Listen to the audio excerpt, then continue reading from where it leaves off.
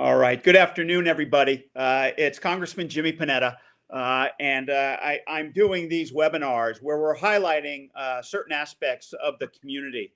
The last couple of weeks, we've been focusing on mental health and the mental health organizations that are there to help the public and the call-in numbers that are available. But today we're going to be highlighting another organization that has definitely helped out the community, not just during this pandemic, but for the last 75 years. The Community Foundation of Monterey County has been an instrumental organization in providing funding for good things going forward. And we've been very fortunate to have them. Before I was a Congress member, I was fortunate enough to serve on a number of boards. But I can tell you one of the most talented board that I served on with the most talented and most expertise and the most intelligence was the Community Foundation of Monterey County.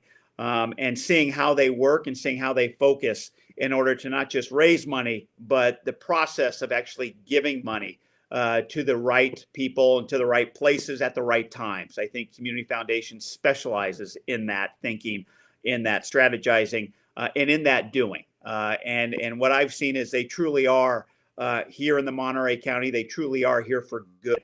And we're lucky in that sense. And I think a lot of that has to do with the leadership of any organization. But one of the leader, the executive director of the Community Foundation is who we get to have here today to talk about what the Community Foundation has done, what it is doing right now during this pandemic, and what it will continue to do once we get through this pandemic to the other side, and whether or not that will be the same, whether or not it will be normal or not, or a new normal for us, which I think in a lot of aspects of our life, we're going to have a new normal. So it's a real treat to have with us Dan Baldwin, a good friend of mine, and does a hell of a good job at the Community Foundation in our community. And I think we're lucky to have him on this webinar, but we're lucky to have him on in our community and leading the Community Foundation. So Dan, welcome. Thank you, Jimmy. Congressman Panetta, if I may. No. You may not. Keep it with Jimmy. I like that. Right. It's a pleasure to be here. Thanks for the opportunity to chat with you. Definitely. Now, just a real historical note. Dan was good friends with a colleague of mine back in Washington, D.C., a gentleman by the name of Dave Loebsack, who unfortunately for us is retiring this year. He's a Congress member from Iowa. But Dan, tell me about your relationship with Dave real quick. Oh, my goodness. It goes way back. He used to be a professor at a small college in the same county where I was a Community Foundation CEO. And before that, a museum director. And that's actually when I met him, is when I was running this National Ethnic Museum, and he was a political science professor. And he would come over to our seminars, and you know what it's like. The two of us just sort of like found each other.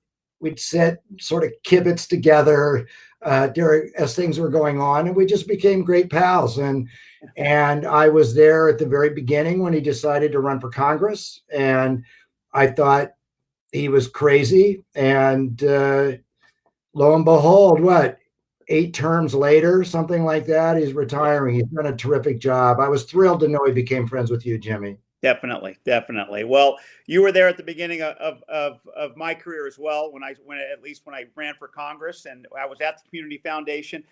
Give the viewers an idea of what the Community Foundation is at this point, and just kind of a sense of how it works. Yeah, that's a great question, and fortunately, it requires an explanation, because you just can't look at it and just sort of figure it out. So we're a grant making organization fundamentally, but people then wonder, well, where did the funds come from that you are able to grant? So we're a collection of funds, charitable funds, that have been placed with us in people's lifetimes or through their estates, and then oftentimes both, where they utilize us to be their philanthropic partner. And community foundations are all across the country, although we're not connected in any way. We're all independent organizations. And so we've been here 75 years, as you point out. This is our 75th year.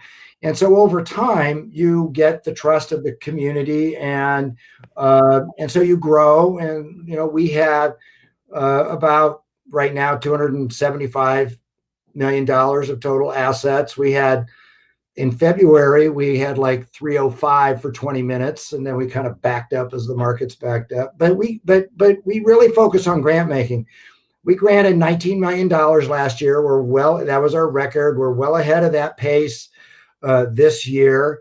And so at a time like this, though, so we have these funds that are endowed funds that have been put there, and they're permanent funds, and we grant a percentage of them every year. But we also work with individuals called donor advisors, and so we activate those people, and they have charitable assets with us, and we reach out to them and actively encourage them to participate and use their funds at times like this. So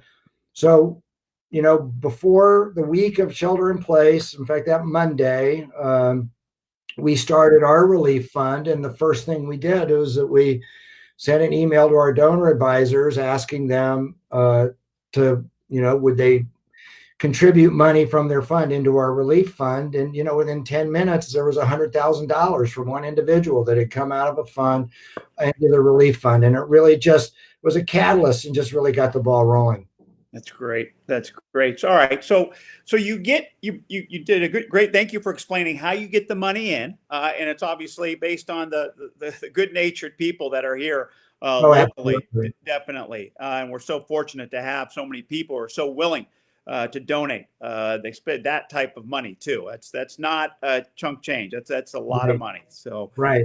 Now, what is the process of? And prior to this pandemic, talk to me about the process of how you choose to give money out. Yeah, there's kind of three ways. One is these donor advisors. They're alive and well. And I do want to, one of the things that people think is that this is just the province of like the ultra wealthy or something like that. We meet with lots of folks that are they've had some good fortune, maybe their personal circumstances are such that they just want to give back. They have this opportunity to give back. And these are people walking among us. They're standing next to you at the grocery store, and they're really, really just civically minded, philanthropically minded people. So the first avenue would be that they recommend grants out of their fund. The second is that some people set up funds through their estate that just name particular agencies, and we'll make those grants on an annual basis. But the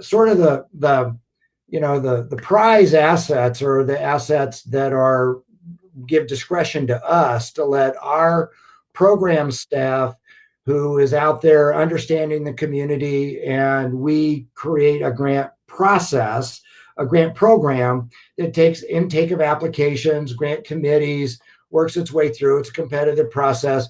And so that's one of the things that we're best known for. We also, work with the Monterey County Weekly and do this, and the Monterey Peninsula Foundation, and do Monterey County Gives. Jimmy, that's over $5 million a year that's coming in and going out. I mean, that's really been a tremendous boon to our local nonprofit community. So you add all that up.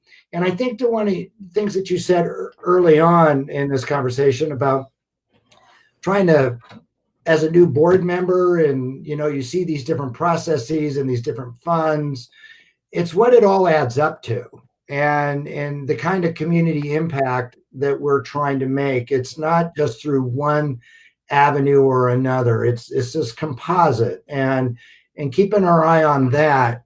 So now with the COVID relief fund, we started that. It's had about $2.7 million come into it. We've granted $2 million of the 2.7, and so we've been very active in grant making. The needs are tremendous. And what area, Dan, right now, what areas are you seeing? Go into what areas you're seeing or hearing about where it's needed the most. Yeah.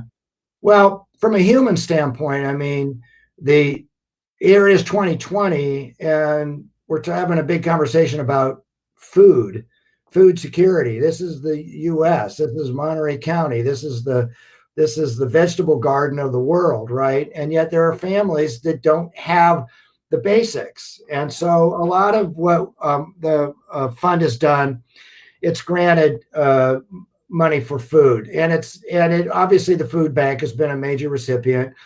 But the Veterans Transition Center, one of your favorites, runs a food pantry, and so we've done that. We've had individuals who have just started initiatives, but they've connected it to a nonprofit, and so we can make grants to that nonprofit for their food. And some of it is to immigrant population, some of it is to veterans population, it's to the homeless. But then, Jimmy, some of it are just people who have lost their jobs and they're trying to figure it out and make it work. So the area has really just been like urgent financial need. And so, the Salvation Armies are, and the one in Seaside and the one in Salinas, are equipped to deal directly with families that have short-term financial needs. And as is Catholic Charities, they work with populations in the same way. We've also helped equip some, like the VNA. There are people that go, the Visiting Nurses Association, that go into homes. They weren't ready with all the PPE that they needed, and so we've made grants for them to purchase so that their healthcare workers can safely go into homes. One of the other big needs, and we created a grant program within the foundation just for this fund. It's a very abbreviated, streamlined application, and we turned the grants around very quickly. And it had 5 criteria, and one of the criteria was to support nonprofits, any nonprofit trying to bridge revenue gaps and get from here to there. And we haven't even gotten that far, unfortunately. I mean, it's really just been this pressing human need that has been where 85% of the grant dollars have gone. Yeah. No, I've been out to those food bank distribution lines run by the Monterey County Food Bank, run by the VTC, and you're right. It is veterans. It can be active duty. It is immigrants, documented, undocumented, and it's people who have lost their jobs as well, Mm-hmm. who have never gone to the food bank before, but this is the first time where they're having to do that. And so, obviously, thank you for stepping up and providing those organizations with the funds that are necessary, truly necessary at this time, to then provide that food to those people who need it the most during these difficult times. Trusted conduit. Sorry to interrupt you. We're kind of a trusted conduit. The donor community wants to know that they can put money somewhere where people that know how to judiciously and give it away and or grant it. And so that's where we're a facilitator of this, of financial resources out where it can make the most difference. And we don't take that lightly. I mean, we've had to build that trust, and so we're very careful about it. But at the same time, you can't be timid right now, Jimmy. If the need is there, you've got to act, and you've got to put systems in place that will deploy resources as quickly as you can. Yeah, and that's exactly the attitude, I believe, that was demonstrated last week and the last couple months in Congress. We passed 4 bipartisan bills, and then last week was a bill that we put forward to the Senate where we felt there was no time to wait, and we had to make sure that the funding was there so that organizations like yours can actually act. As I've said, a strategy that kind of we're employing in Washington, D.C., I've seen, and throughout this country, has been federally funded, state mandated, and locally executed. And so we're trying to provide those funds, at least from a federal standpoint, in order to get out there. But obviously, you and the Community Foundation are doing an amazing job making sure those funds are being executed and getting out there at the local level. So we truly appreciate that. Obviously, one of the issues around here is, and we're so fortunate in being the grandson of Italian immigrants, and then obviously being from this area, the salad bowl of the world, and seeing how important immigrants are to our number 1 industry and our number 2 industry in hospitality as well. Knowing that there are certain percentages of the immigrant population around here that are undocumented. Do you take that into account in where your money goes, as to looking at immigrants, and then two, looking at whether or not they're documented? No, not really. I mean, we're all here, aren't we? Obviously one of the fallacies around the immigrant population is somehow they're viewed as like sort of net takers, when in fact they're actually net givers. They pay taxes, they have withholding taken from their paycheck, and yet they don't have the same access to services that all people do. And a lot of them are, as you can imagine, are afraid to step out of the shadows and come take full advantage of services. So and when you mention the CARES Act and PPP, which is, I think it was a brilliant move, but it's going to roll out as a ton of money. It's going to roll out very quickly, and it's not going to roll out perfectly, but it's still going to do a lot of good. But there are some gaps, and one of the gaps would be like, and it's very prevalent in certain parts of our county, especially like North County, immigrant-owned businesses where they don't have the same tax status and the ability to take advantage of PPP. So one of the things that we're in the process of doing right now is there are these things, they're called Community Development Finance Institutions, CDFIs. Cal Coastal is one, and there's one in the Bay Area that's working with the El Pajaro CDC. So Jimmy, we're loaning $1 million to this CDFI in the Bay Area that's going to make loans back to immigrant business owners in Pajaro and East Salinas and down in Salinas Valley, that these small businesses, like, you've heard the stories from your grandparents. I mean, when you're an immigrant community, it becomes the fabric. It's what ties the community together. And if we lose too high a percentage, I mean, there are going to be losses, unfortunately, not just in these businesses, but among all businesses. So we want to provide some resources to help those businesses bridge and get back on their feet. These are businesses maybe have like 3 employees or 7 employees. But we're working with the El Pajaro CDC, who will be the administrator over these loans. And we feel really good that we're going to help maybe fill some gaps that are meaningful to Monterey County, but really couldn't be covered through some of your legislation. Yeah, definitely. Thank you for that. Thank you. Let me just go through. I got a couple of comments here. One is from a lady by the last name, her name of Marcy Plummer. During my tenure as principal of Monterey High School, the Community Foundation and its affiliates were very generous in funding special projects at school sites and district district projects, large and small, to support student learning and opportunities. Thank you. Glad to hear that you've established a COVID relief fund. And then another one is from our good friend DJ Skelton. Oh man, who I know. Don't worry, he kept it calm, and I'm changing up the words a little bit. Yeah. But he had a question for you. Probably 2,000 words too. He said, what is one benefit for a city to have a community foundation? And what is one reason that would dissuade a community to establish one? So what are the good things? What are the bad things? I don't think there really is a bad thing. I mean, one of the hazards with community foundations is in their early days, they tend to get formed by folks that have the financial wherewithal to do that. And they also tend to be philanthropically minded. And so they can be perceived as being like sort of country club philanthropy, that's my own term.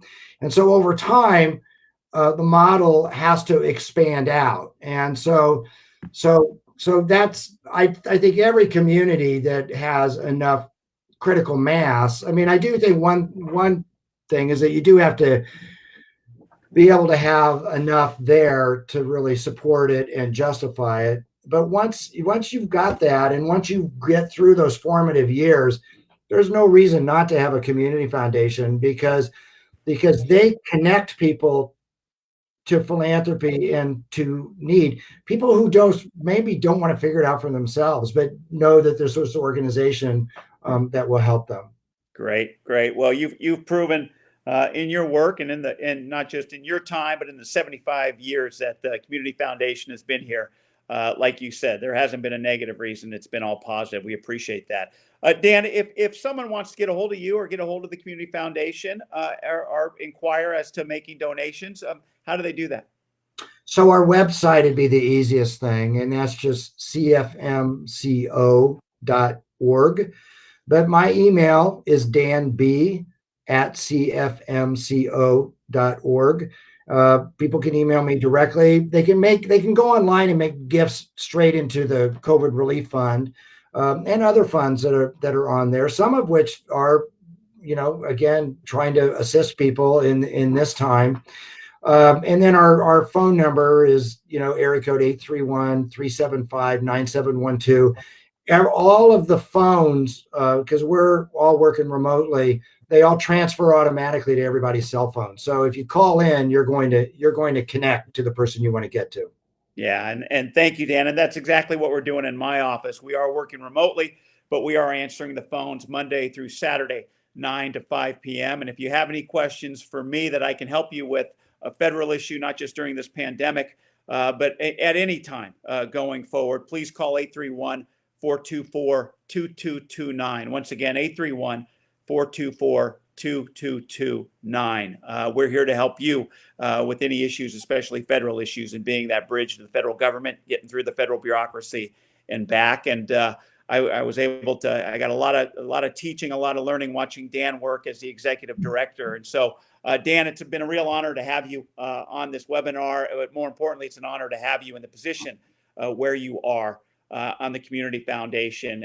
You and the board and your staff do one hell of a job. We're lucky to have you, and thank you for coming on the webinar to talk about the good that Community Foundation does for all of us. I appreciate the opportunity, and we're lucky to have you representing us in Washington, D.C. Thank you for all you're doing, Jimmy. Thanks, Dan. Thank you, everybody. Stay safe, stay healthy. Thank you.